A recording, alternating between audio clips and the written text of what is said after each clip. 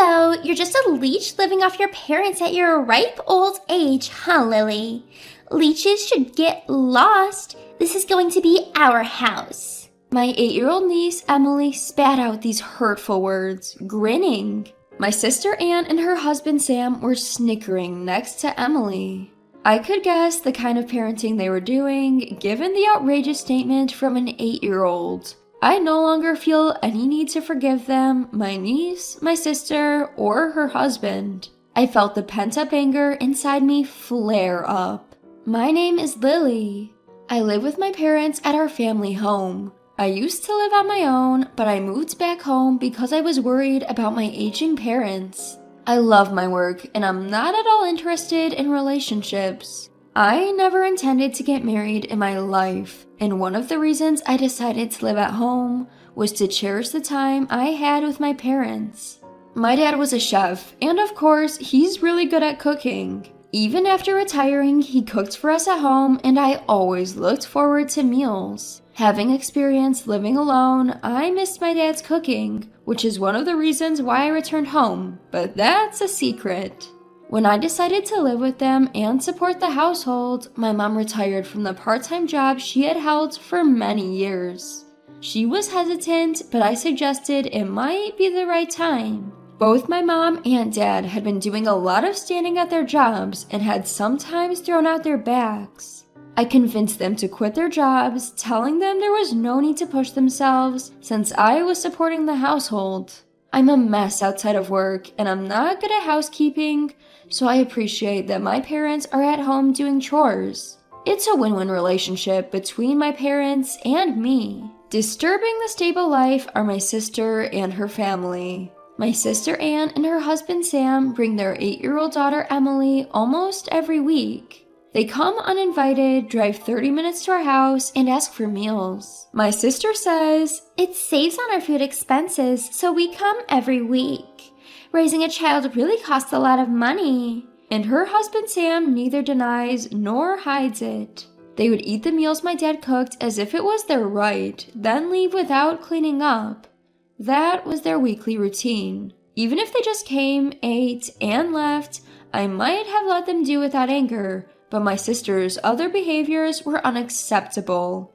Every time before leaving, Anne would scrounge around our house. She would take things she thought could be sold on an online flea market app. So I've had to hide my accessories and important clothes in the back of my closet. On top of that, she rummages through our fridge, taking food ingredients without asking us. When I told her that would be a crime if she were a stranger, she dismissed me, saying, "You wouldn't understand, Lily. It's tough to keep a household running when you're married." But Anne is not the only selfish one. Emily, who inherited Anne's genes, has become more and more like her as she grew up. Ew, this is gross. Emily made a sour face at the meal my dad made. Neither Anne nor Sam scolded her. The meal was made by my dad, who's a retired chef with pride. There was no way it could be bad, but Emily complained, "I can't eat this, it's disgusting. I want cake." When Sam heard that Emily wanted cake, he turned to me and asked, "Do we have any cake? Emily seems to want some." Even I couldn't help but frown and respond, "Huh?" Sensing potential trouble, my father quickly stepped between Sam and me, apologetically saying, "Sorry, we didn't prepare any cake. Did you not enjoy today's meal, Emily?" Emily seems rather displeased. "Yes, Grandpa's food is always yucky. I only want to eat sweet things. Desserts are the best. I don't want to eat Grandpa's food." "Oh, I find it convenient and it saves us on grocery bills, so it's fantastic. But if Emily says so, we have no choice. Dad, Mom, please prepare some sweets and cake for Emily next week." I couldn't forgive my sister Anne for accepting Emily's selfishness as a matter of course and bossing our parents around. However, if I spoke out now, our already shrinking parents would feel even more troubled. I pitied my parents and, unable to complain that day either, sent off Anne's family as always after they had finished looking through our house. I can't believe the audacity. Acting that way just because it's their parents' house? Unforgivable. Exposing my anger, my mother apologized, saying, "It's my fault for not having the cake ready. I'm sorry." while my father silently discarded the leftover food prepared for Emily. My heart ached at the sight of my parents' actions. I spent the following week contemplating whether I should tell Anne and her family not to visit anymore, only to have them arrive at our home yet again. Without any notice, as if it were a matter of course, Anne's family walked in asking, "Is dinner ready yet?" Emily complained about the cake my mother had bought, saying, "I prefer one with more strawberries." Sam changed the television channel without asking. Seeing my sister and her family doing as they pleased as usual, I was flabbergasted when my father's cooking was ready. Anne and Sam were enjoying their meal, chatting, and even sharing a bottle of wine. Emily, dissatisfied with the cake we'd bought and refusing to eat a single bite of the meal, was playing a game on her smartphone saying, "Grandpa and Grandma are really useless." As I wished them to leave sooner, Anne suddenly cheerfully mentioned, "Oh, right. We decided to move into this house from next week." "Huh?" My voice echoed with surprise, and it seems that my parents, who hadn't heard this before, were equally shocked. Sam supplemented Anne's announcement saying, "It's a hassle to drive here every week. Besides, if we live together, we can save even more on groceries, and we won't have to pay rent." Unable to utter a word, my parents stayed silent, and I finally objected, "Wait a minute. That's quite sudden. We don't have enough rooms, and you're planning to live here without contributing financially? That's way too presumptuous." Anne and Sam's faces contorted at my words, but it was Emily, not them, who rebutted first. "Lily is an embarrassing adult who needs to move out anyway." Setting her smartphone on the table, Emily stared at me defiantly. "What do you mean by I need to move out?"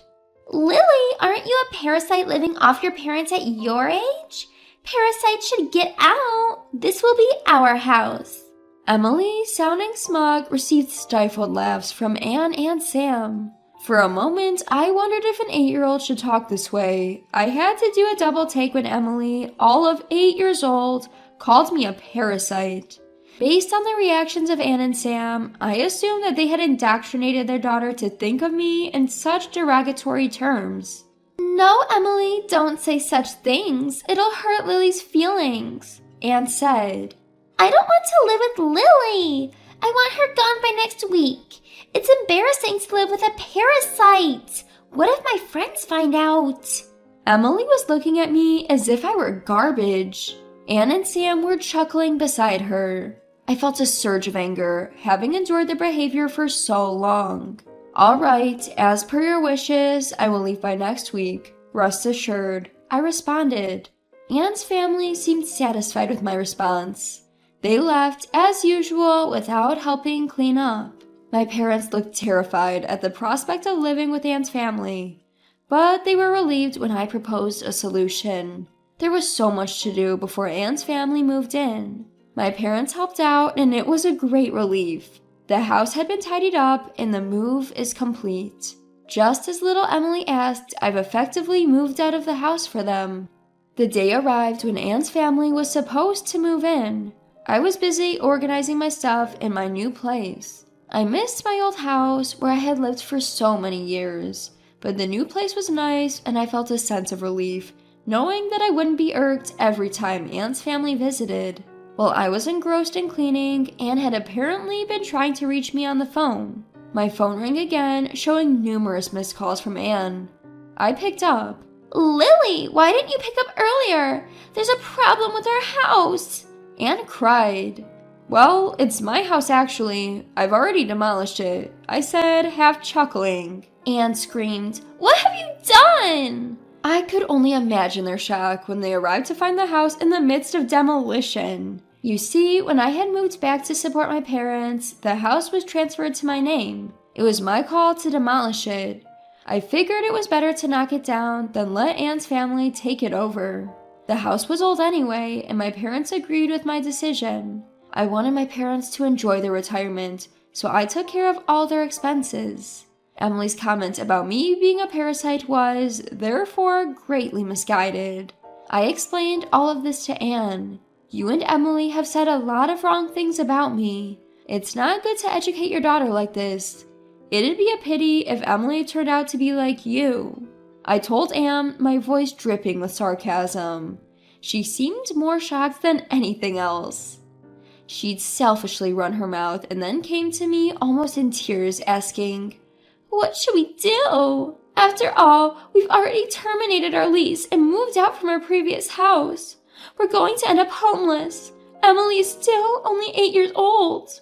"Maybe it's good for Emily to experience hardship," I responded casually while continuing to clean. Anne started crying. "How could you be so heartless?" I thought that should be my line. Who was it that repeatedly insulted me through their own words and through their daughter? I asked her. "I'm sorry. I'll make Emily apologize too. Please, just for tonight, let us stay in your new place," Anne begged. "No can do. Both Dad and Mom are now scared to meet you. You always say negative things. Our new home is fully accessible and they both seem to like it. Please stop interfering with our happiness. I'm hanging up now. I'm busy." "Wait, please!" Anne was still yelling, but I mercilessly hung up the phone. Afterwards, Anne kept calling numerous times, but I ignored her. It seemed like she also tried to reach out to our parents, but they too ignored her calls. Eventually, the relentless call stopped. Presumably, Anne and her family managed to find a place to stay. When I wondered where they went, my mother explained the situation to Dad and me a few days later. Apparently, Anne had been sending messages to Mom via text only. It seems she's now staying with Sam's parents. Sam's mom, i.e. Anne's mother-in-law, is a very strict woman when it comes to rules and manners, and Anne disliked her. Anne appears to be struggling living under the roof of such a stern mother-in-law. Emily, too, who used to be spoiled rotten, seems to be learning a lot from this strict mother-in-law. There's no doubt she would have grown into a terrible adult if she continued her old ways, so in retrospect, this seems to be a good thing. It may be tough on Emily, but it's unavoidable. I hope she'll manage to become a well-mannered grown-up. It seems Anne and Sam were more broke than we imagined. Sam was a fan of gambling, frequently squandering his money on various bets. Anne wasn't against gambling and didn't stop him, even enjoying it with him at times. However, they accumulated a substantial amount of debt due to their gambling. In order to repay this debt, it seems that they wanted to live with our parents. I was dumbfounded by how audacious their reason was. Sam ended up returning to his parents' house, but reportedly disappeared after a few days. Whether he ran away of his own accord due to being chased by debt collectors, or was forcibly taken away to work, it was unclear. Regardless, since he left a note saying, "I'm leaving home, please don't search for me," the police treated it as a case of him simply leaving home. Anne, without any savings, is now apparently working multiple jobs from dawn to dusk. She's sending daily messages to Mom about her hardships, but it seems Mom has no intention of helping Anne. "We raised her that way, but I think this is a necessary trial for her," Mom said. For your information, our parents and Sam's parents are on good terms and frequently communicate. When Mom apologized to Sam's mom for the trouble caused by Anne and Emily, Sam's mom energetically responded, "Having these kids who are worth educating has added some spice to my life. I apologize for the trouble my son caused. As an apology, I'll make sure to educate my daughter-in-law and granddaughter well." Anyway, my parents and I are relieved to have cut ties with Anne and her family. We're relishing the fact that we can now spend our days without the constant dread and annoyance. Dad, who had lost some confidence in his cooking after Emily's criticism, is now joyfully showing off his culinary skills thanks to our new house with a spacious kitchen. I've always loved Dad's cooking, and every time I say, "delicious," he seems more motivated to cook.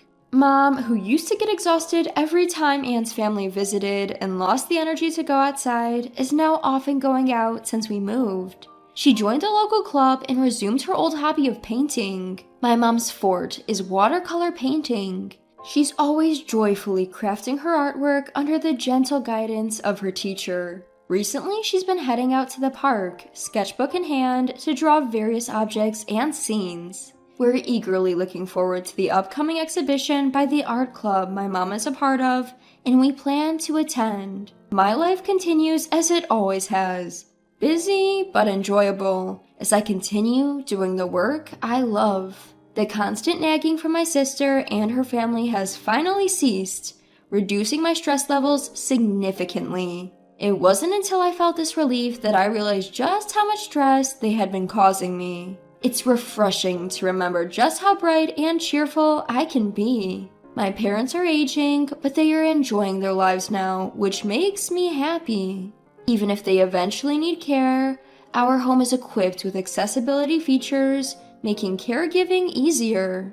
Lily, thanks to you, we are so happy. We truly appreciate it, my mother-in-law often says. My father echoes her sentiments with a warm smile. Indeed, thank you. In part, my devotion to my parents was born from a desire not to have regrets when the inevitable separation comes. However, seeing them so pleased is the greatest reward. I want to continue living this slow-paced, warm life, and will do what I can to ensure our daily lives remain this way.